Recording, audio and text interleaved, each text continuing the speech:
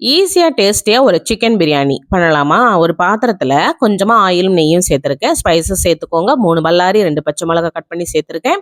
தேவையான உப்பும் சேர்த்துட்டு நல்லா ப்ரௌனா இந்த மாரி வதங்கட்டும். இப்ப 2 தக்காளி, மல்லி இலை, புதினா, கொஞ்சமா ரம்ப இலை சேர்த்துட்டு, அதுவும் கொஞ்சம் வதங்குனதுக்கு அப்புறமா மேரினேஷன் பண்ணி வச்சிருந்த சிக்கன் 1 கிலோ சேர்த்துருக்கேன். சிக்கன் மேரினேஷனுக்கு இஞ்சி பூண்டு விழுது, உப்பு, வத்தல் பொடி, கரம் மசாலா, மஞ்சள் தூள் எல்லாம் சேர்த்து 10 நிமிஷம் ஊற வச்சிருந்தேன். அதையுமே சேர்த்துட்டு 1/4 டம்ளர் அளவுக்கு தயிர் சேர்த்துக்கோங்க.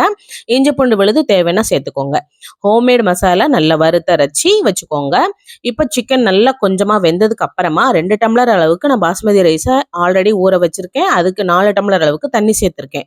இன்னும் கொஞ்சம் மல்லி இலை, புதினா சேர்த்துக்கோங்க. நல்ல கொதி வந்ததும் ஒரு 10 நிமிஷம் வெந்ததுக்கு அப்புறமா நம்ம ரெடி பண்ணி வச்சிருந்த மசாலாஸ் எல்லாம் உள்ள சேர்த்துட்டு, அதுக்கப்புறமா கொதி வந்ததுக்கு அப்புறமா நம்ம ரெடி பண்ணி வச்சிருந்த அரிசியும் உள்ள சேர்த்துக்கோங்க. அரை வேக்காடா நல்ல தண்ணியும் அரிசியும் பாதி பாதி வந்ததுக்கு அப்புறமா தம் போட்டு இறக்குனீங்கன்னா சூப்பரான சிக்கன் பிரியாணி ரெடி.